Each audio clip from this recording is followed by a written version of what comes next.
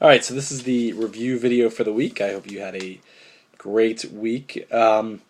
So this past week we talked a lot about Pascal. So Pascal's wager is one of the more famous philosophic ideas, texts, thought experiments to grace Western history. So certainly if you're talking about philosophy, many of those who know philosophy would know Pascal's wager.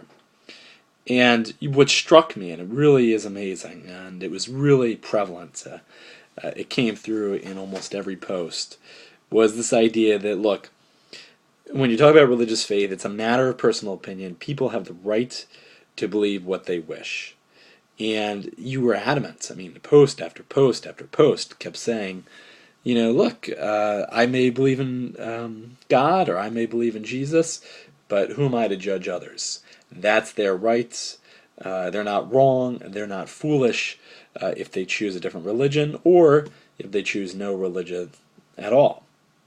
Now, with regard to this idea that you have a right to choose to believe or not to believe, Pascal certainly agrees with you. He says, absolutely you're right, you have a right to choose whether you believe or not. But if you don't choose to be religious, you're an idiot. Essentially, you're a fool. If you bet against religious, and bet means that you choose something other than religion. And I think this really seemed to gnaw at you guys. It really seemed to anger you. It really seemed to produce this adamant disagreement. This idea that, no, I'm not a fool, or no, if somebody doesn't believe, they're not an idiot. That's their right. And I think what this shows is that this idea that you have a right to choose, that your opinion is just as legitimate as somebody else's, is, in today's day and age, almost sacred. It's almost like the most important value. It's a value that you will defend almost beyond any others. It is the primal value, the most foundational value. And so when somebody questions that, it gets a lot of reaction, like it got a lot of reaction on the discussion board posts. And so it's important to understand why he is saying this. And essentially he's saying, you're an idiot because of the stakes involved. And so let me just put it like this. If you end up in hell because of the choices you made, and somebody ends up in heaven for the choices they made, isn't the person in hell, the person that suffers, the person that is in agony forever, for an unlimited amount of time, isn't that person a fool? Isn't that person an idiot? Wouldn't the person who ended up in hell have been much better off? Infinitely better off? If he or she had ended up in heaven, eternal bliss, eternal happiness. And that's all Pascal's saying. He's saying, look, when you think about the stakes involved, anybody who is rational will want to end up in a place of eternal paradise versus a place of eternal agony. And when you think a little bit more about this, I wonder, is this idea that your individual opinion is most important?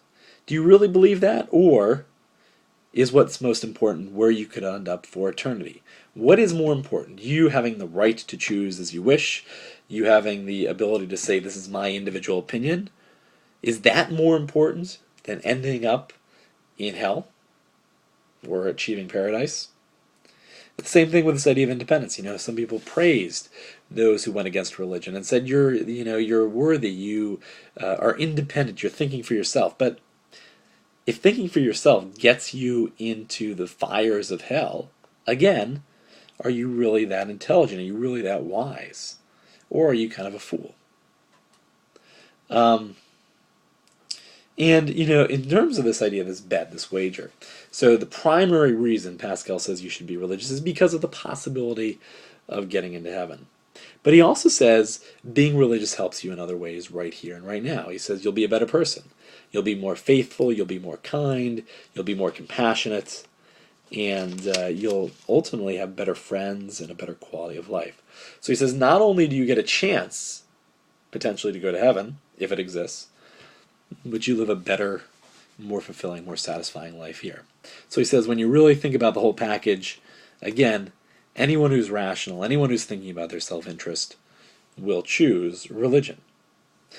uh, at this point, there was a number of you who brought up again this defending the sacred idea that your individual opinion is most important, that you have a right to choose, and that's ultimately what is, the sacred value. And this was expressed in the sense that a number of you argued, and a number of you were taken aback. You said something like, look, he's forcing his views upon me or others, and he's wrong for forcing his views upon others. I think Pascal's response is simply, look, I'm not forcing my views on you. If you want to be an idiot, be an idiot. But if you think about your self-interest, this is the logical thing to do, is to choose religion. And so Pascal would say, I'm not forcing it on you. I'm simply describing to you what is in any person's rational self-interest. And this idea that it wasn't based on proof, a number of you in your post said, look, how can I possibly bet on religion? How can I possibly agree with Pascal if there's no proof? I don't know if God exists. And it is very important to be absolutely clear on this point. Pascal agrees. He does not know if God exists. He doesn't know if the afterlife is real. But his point is that if it is real, then we're talking about forever, eternity. And you've got this one little life, this one tiny life, this life of 40, 50, 60, 70, 80, 90, maybe if you're lucky 100 years. But in reference to eternity, that's nothing. That's absolutely just less than a blink of an eye. And so if heaven and hell are real, then it makes sense to devote this tiny little life that you have right now to getting eternity of happiness, or at least putting yourself in a better position, if it exists. And a final point on this that I want to mention, a number of you objected and essentially said, look, religious people are often hypocritical, they go to church, but then they're liars or deceitful or cheats. I think Pascal would say, yeah, you've got to be all in. You should bet everything. You should go not only to Mass, not only to confession, but be the best person you could be. Because again, the stakes are so high. There was a couple of objections here. One is this idea that just be religious, congregations don't matter. And I think this is actually one of the best objections to Pascal. Because even though it makes a lot of sense to bet on religion, it is much more difficult to say which religion you should bet on. Should I be a Catholic, a Baptist, Presbyterian? Should I be a Christian at all? Should I be a Muslim? Should I be a Jew? Should I be a Buddhist? That is very, very difficult, if not impossible, to answer from the perspective of the wager. The other idea here is that you're not genuinely religious, and I want to kind of hold off on that when I answer this next blog post. So the next blog post was about this idea of the wager and the central course question. And I think most of you, all of you, certainly got it right, that, look, the origin of the wager is self-interest. Pascal is freely going to admit the wager is based on this idea that you should be religious because it is in your self-interest, or at least it's in your potential self-interest. Be religious because it is beneficial to you. And by beneficial, he means, look, if you win, you get eternity in heaven, eternity of bliss, eternity of happiness, eternity of peace and satisfaction. And that's awesome. But if you're religious and you lose, and death is just final, well then, no big deal. It's not like the atheist gets to laugh at you and say, aha, you wasted your life on Christ, you fool, you idiot. I told you there was no God. No, if the atheist is right, when you die, you're just dead. There's nothingness. So he says, look, when you think about the benefits to you, you get to live a good quality life here. You'll have good friends. You'll be respected. You'll live morally. And you get a chance at eternal bliss. And you better avoid the possibility of eternal agony. Well, then, that's why betting on religion is in your self-interest. That is why it is beneficial to you. So again, for Pascal, the question of should I be religious or not, or should I be moral or not, starts with the question of, well, what's it in my interest to do? So in that way, certainly, he is self-interested. You could even say he's using God. Perhaps that makes him a radical egotist. He's willing to simply say, God is my vehicle to immortality. I'm going to be religious because I'm going to get something out of it. Now, a number of you brought up that, look, this is not genuinely religious. This is not how a true religious believer would act. A true religious believer would say, you know what? I should be good because it's good. I should love God because that is good. It's fundamentally right, not because I get something out of it. And I think there's two responses to this. The Pascalian first response is to say, look, fake it till you make it. Start going to Mass, start going to confession, start reading the Bible, start trying to act like Christ.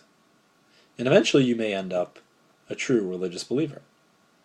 And then that's good. Then you become transformed. You become converted, to use religious language. And you end up being a genuine believer, and that's ultimately the best position you could be in. The second response I think Pascal can make is to say, look, most of our decisions are ultimately based on self-interest. It's just human nature. When we think about what we're going to do with our day, we think about, okay, what do I have to do? How does this, am I going to get something out of it? And that's simply how we operate. So he's simply saying, look, this is human nature, and I'm going to show you why being religious makes sense based on human nature. And it's interesting that for Pascal, even though the wager begins with self-interest, begins with this idea that I'm going to benefit, he thinks the atheists are actually the most egotistical. They're most self-absorbed because they're the ones that, they have no other life to look for. This world is it. So they're going to be really focused on what happens to them here. What gives them happiness and pleasure and what gives them value is going to be what they can achieve on this earth. And so in that way, they're going to be really focused on themselves here. And that, for Pascal, is why he's going to say, look, the religious believer, even though it begins in self-interest, is certainly not as egotistic as the atheist. Okay, the final thing I want to do here is your living ethics. So the idea with the living ethics is essentially take Pascal's thoughts, where he thinks that heaven and hell really can impact behavior, really can change who you are. And the idea with the living ethics is to put into practice, to see what happens when people are confronted with this idea of going to hell. Does it impact their behavior? Do they think about their lives more? And we got a number of different responses on the living ethics. I can't, by any stretch of the imagination, get to all of them. If I did, this video would last 45 minutes, and I'm sure you would not enjoy that. So I'm just going to mention a few representative examples.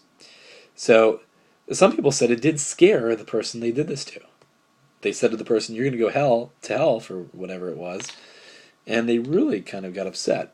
Anthony Lozado and Chris Purefield both did it on their little siblings, and both Anthony's brother and Chris's little sister were concerned. Anthony's little brother said, but I am a good boy. I do what I'm supposed to do. I'm not a bad person. And so he really wanted to kind of say, look, don't say this to me because, I'm a little freaked out by it. And Chris's little sister began to cry. She was really upset about it. It's interesting, there was also some who were just mildly annoyed, like Morgan Brandenburger, with this idea of the ice skaters, kind of going out on their ice, and her coworkers kind of making fun of these people. And there was a little mild annoyance, a little confusion, but no big deal. For some, there was indifference, and so this is really interesting. For some people, their reports were basically it didn't affect the person they did it to at all. It doesn't seem like heaven and hell really impacts their behavior. It's not really part of their concern. And that could be for a number of different reasons. Shailen, for example, was talking about a teammate. And the teammate essentially said, look, I'll meet you in hell. So maybe it's because the teammate isn't really religious. Maybe because the teammate already thinks, her destiny is sealed. She essentially says, look, whatever, I'm going to keep doing what I'm going to do. Deja, interestingly enough, did it with her autistic brother. And he didn't have any emotion originally until the mom got upset. And I think Deja made a good point. Look, some people handle things differently. And autistic people maybe handle this differently. They express their emotions differently. Jordan Stevens, talked about her mother not quitting smoking. Again, maybe this is the point that the mother already says, look, I'm going where I'm going to go.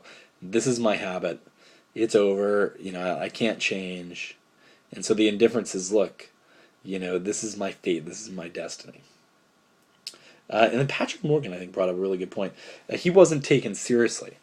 People essentially said, look, you telling me to go to hell, or that I'm going to go to hell, is not believable. Probably because you're going there yourself, is what they're thinking. But if Father Lowe or Sister Marguerite said it, that's a different story. And so it could be this sense of indifference in the idea that you were not taken seriously. So maybe it still remains the case that heaven and hell would impact their behavior if it was told to them from somebody that was a little bit more credible. But for some, it not only scared or made you think, it actually did change their behavior. Sarah Rash's mom was yelling with her brother, arguing, as they sometimes do, as it said in the Post. And Sarah repeatedly told her mom, you're going to go to hell. And her mom really kind of took it to heart. She said, yeah, you know what, I shouldn't be yelling like that. That is wrong. So it's interesting that it really did impact the behavior. And Alyssa Ply talked about her sister stopping the use of her, constant use of her iPhone. So again, maybe her sister didn't say much. Her sister didn't react kind of very visibly, but it did seem to change behavior. And when you think about it, it probably should, in the sense that if, as Pascal rightly asserts, we could go to eternity of paradise or agony, we should think about our behavior, and we should think, is the kind of life I'm living the kind of life that would deserve to get to heaven, if heaven exists. All right, that's Pascal, and I look forward to working on utilitarianism with you this week.